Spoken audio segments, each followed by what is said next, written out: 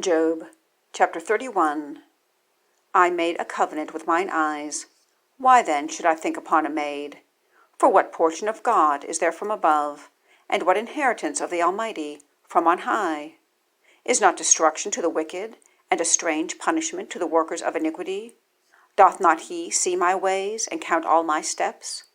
If I have walked with vanity, or if my foot hath hasted to deceit, let me be weighed in an even balance, that God may know mine integrity. If my step hath turned out of the way, and mine heart walked after mine eyes, and if any blot hath cleaved to mine hands, then let me sow, and let another eat, yea, let my offspring be rooted out. If mine heart have been deceived by a woman, or if I have laid wait at my neighbour's door, then let my wife grind unto another, and let others bow down upon her. For this is an heinous crime, yea, it is an iniquity to be punished by the judges. For it is a fire that consumeth to destruction, and would root out all mine increase. If I did despise the cause of my manservant or of my maidservant when they contended with me, what then shall I do when God riseth up? And when he visiteth, what shall I answer him? Did not he that made me in the womb make him? And did not one fashion us in the womb?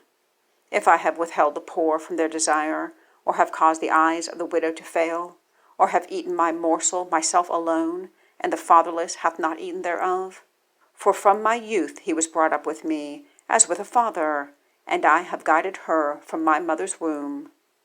If I have seen any perish for want of clothing, or any poor without covering, if his loins have not blessed me, and if he were not warmed with the fleece of my sheep, if I have lifted up my hand against the fatherless, when I saw my help in the gate, then let mine arm fall from my shoulder blade, and let mine arm be broken from the bone.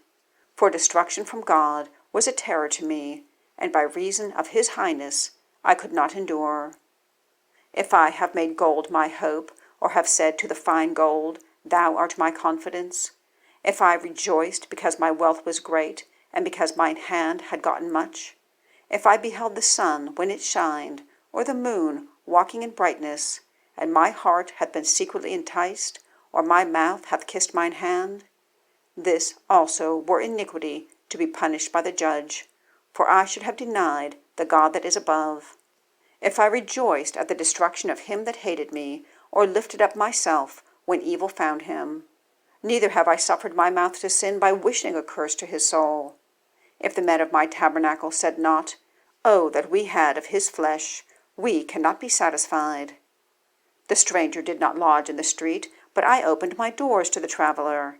If I covered my transgressions as Adam, by holding mine iniquity in my bosom, did I fear a great multitude, or did the contempt of families terrify me, that I kept silence, and went not out of the door?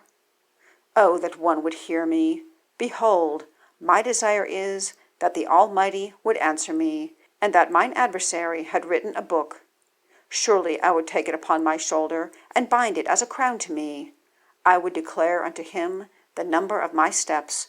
As a prince would I go near unto him. If my land cry against me, or that the furrows likewise thereof complain, if I have eaten the fruits thereof without money, or have caused the owners thereof to lose their life, let thistles grow instead of wheat, and cockle instead of barley. The words of Job are ended.